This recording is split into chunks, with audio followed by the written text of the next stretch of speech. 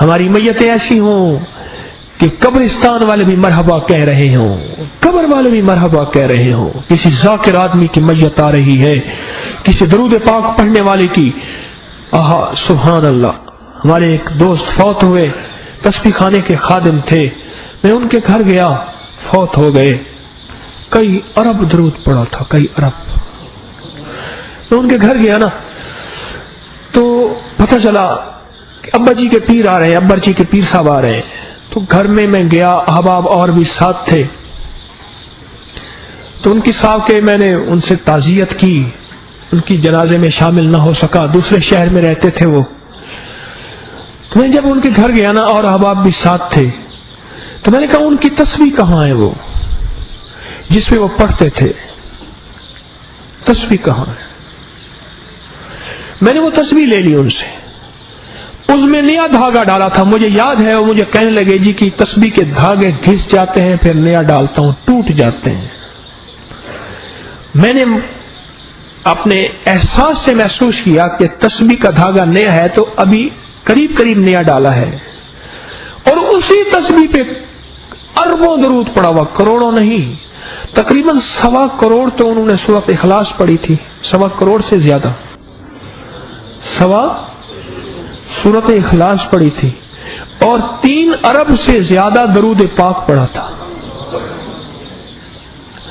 اب یہ بات بڑی انوکھی سی ہے، آدمی کی سمجھ میں نہیں آئے گی. آئے گی؟ کہتے یہ دیوانہ ہے. بھئی میں اپنی بات نہیں کر رہا، میں نے پڑھا ہے تو پھر تو کہیں گے اپنی شہرت کر رہا. میں کسی کی بات کر رہا ہوں اللہ والے. 3 ارب سے زیادہ تو اس بندے نے درود پاک پڑھا تھا.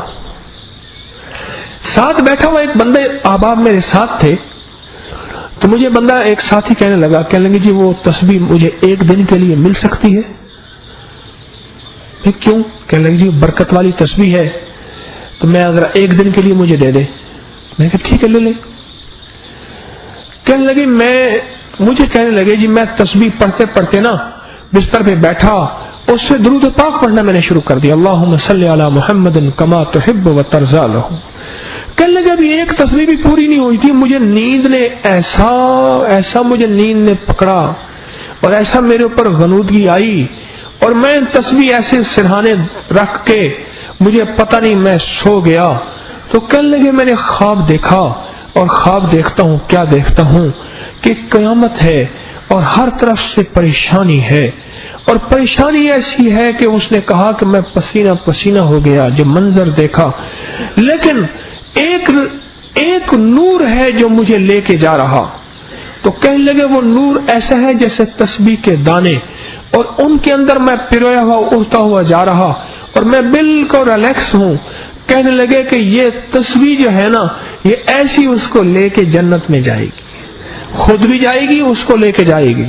پھر کہنے لگے دوسری رات میں تسبیح پڑھتے پڑھتے سو گیا، تو میں نے خواب میں دیکھا حضرت علی کرم اللہ وجہ تشریف لائے، اور حضرت حسن اور حسین شہزادے جنت کے وہ تشریف لائے، اور حضرت علی فرماتے ہیں میرے تسبیح میرے بیٹوں کو دے دے. اب وہ بیٹا ہے کہتا ہے میں لوں گا، وہ کہتا ہے میں لوں گا. انہوں نے کہا جی آپس میں ان کا جو ہے کشمکش ہو گئی، یہ تسبیح میں لوں گا، وہ تسبیح میں لوں گا.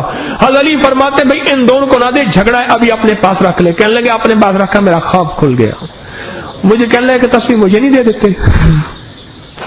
میں نے کہا تو مفت کی کمائیاں لینا چاہتا ہے.